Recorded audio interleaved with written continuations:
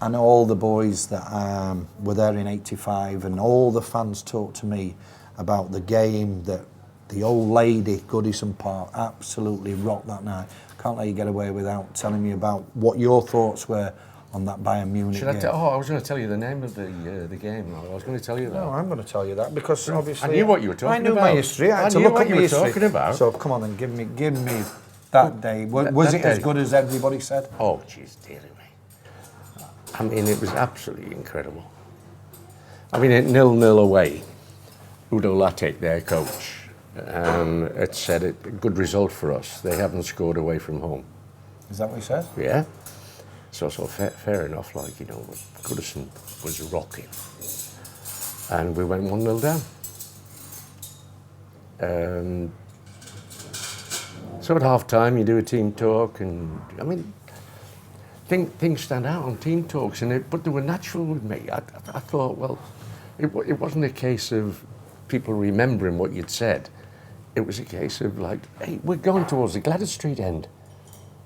You know, they'll suck it in. Yeah, yeah. Two from long throws. The first goal, the equaliser, and the second one to go in front, and the third one, Trevor Stevens' goal. I mean, that was absolutely incredible. But Udo Lattek comes down the touchline. Yeah. Kendall, this is not football. Well, you can imagine the response from everybody standing up. Yeah. Do one, mate. Oh, no, politely. Two. But I felt not the final for me, because I was just watching it I was a Leeds player at the time, but I remember watching the game, the final, and it was the most one-sided final. Was it I'm not saying an anticlimax, because it couldn't have been an anticlimax. No. You won the cup, but compared to that game, was the final anticlimax? I'd seen Rapid before, and I couldn't tell the players how confident I was, because like they may have gone out there with thinking, oh, it's an easy one after Bayern. So I didn't get into that, but I was so confident because we were so much better than them. Yeah. But I mean, a little journalist came down to me. I was upstairs and then went downstairs the dugout to be with the lads. We're 2-0 up. And this little journalist comes up, Kendall, what is it like to win European Cup Winners' Cup? I went, well, then Krankel scored. I went, clear off. And then Sheedy went straight down and scored. Kevin Sheedy went straight down and scored, and I went, hey, come here, lad, sorry about that. I'll talk to you now. But I remember watching the game, and then, as I said, seeing it again. The number of Evertonians, they only seemed as though they were Evertonians in the ground that night. Yeah, fantastic. Great atmosphere. What did you feel like when they lifted that cup? Must have been proud. Well, I think you always remember your first time that you picked something up, you know, which was the FA Cup. Yeah, that's right. In '84. So you remember that one, and then of course winning a couple of leagues, and then, but I mean the European one was special, you know. And then the band came in. That's right, it did. It's like the '87, when I joined you, the '87 team obviously went on and won the league. Did it feel good from the previous season? Obviously Liverpool won the league, and was it nice to get the title back off them? Well, it was, because there was a lot of controversy in terms of the selling of Lineker, you know, and why I did it for one reason. Yeah, I'm going to ask you that. I did it for one reason, because when we won the league in '85, we had about 5 players in double figures, goal scorers. And when Lineker came, although he had a tremendous season, I mean, you know, you couldn't knock him. I mean, but he was the one that was getting the goals, and he was the only one, because we went more direct.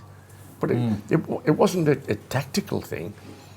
It was Lineker, his pace. Yeah. Oh, and I thought you had to play to his strengths. I thought, yeah. Then I thought, well, Sheedy's running out of goals. He's not getting goals. Trevor Stevens not getting goals. Inchie's not getting goals. You know. I'm thinking, I want to change the system back to what it was. Yeah, because. But we did win it the year after. Yeah, you did. And you go through that team. Mountfield scored vast amounts of goals. Yeah, yeah. Sheedy, Stephen, you're right, Sharpie, Ince. Yeah, yeah. The goals were shared around. Correct, And, yeah, you're probably right to sacrifice who were a fantastic player for Everton and scored lots of goals. But What I should have done possibly is to get a clause maybe that we had first option if he came back from Barcelona, because he went to Tottenham. So I think that maybe I slipped up there. right, You know, that we should have been given possibly a first chance to bring him back, Right. if it was right for the club.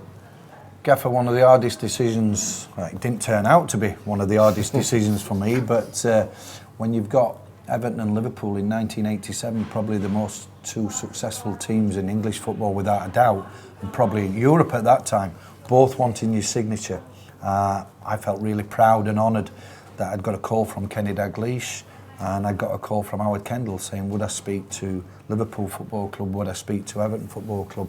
And when I spoke to you, I liked everything you said. I didn't need convincing. The money situation did not even come into it one iota. But I needed convincing why Everton more than Liverpool. And I think you did a fantastic job selling the club to me. But I also looked at the players. I watched TV quite regular. I've seen the great players, the great side you had, and I wanted to be part of that. But why did you want me to join Everton Football Club at the time? Well, naturally, a manager, if he wants to buy someone, is to improve his team. I didn't feel as though I did myself justice in the first, I'd said 12 months, even after you'd left I made that under Colin. And I just felt there were more to offer.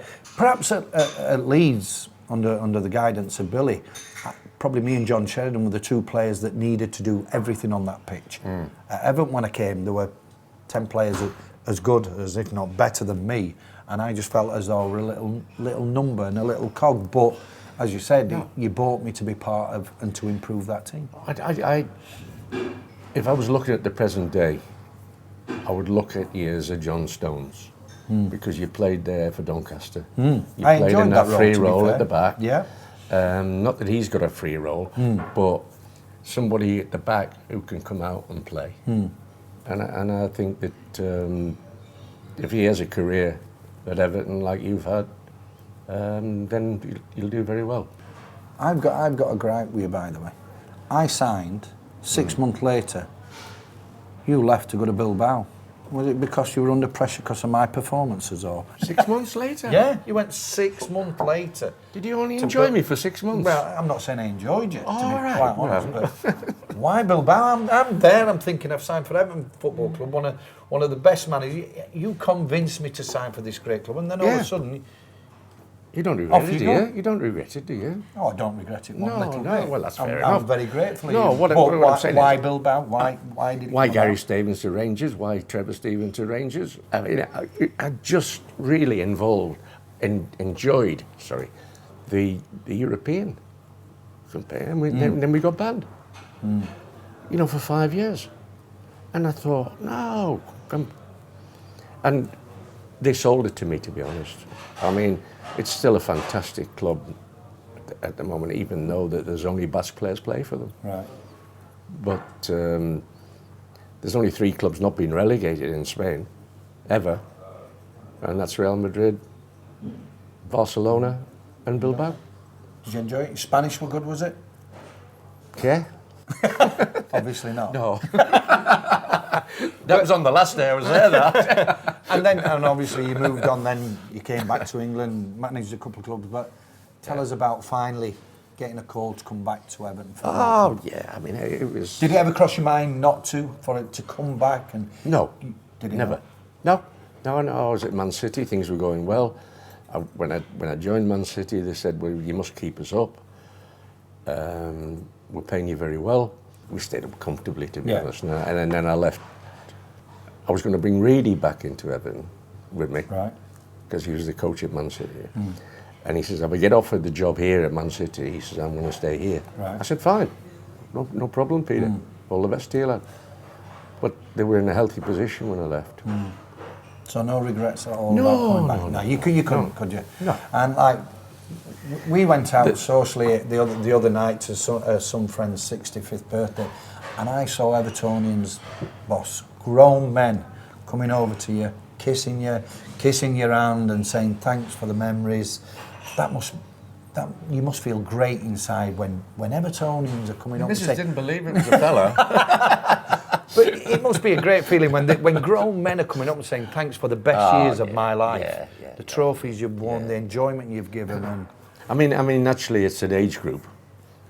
I mean, youngsters, the parents have got to tell the youngsters those times.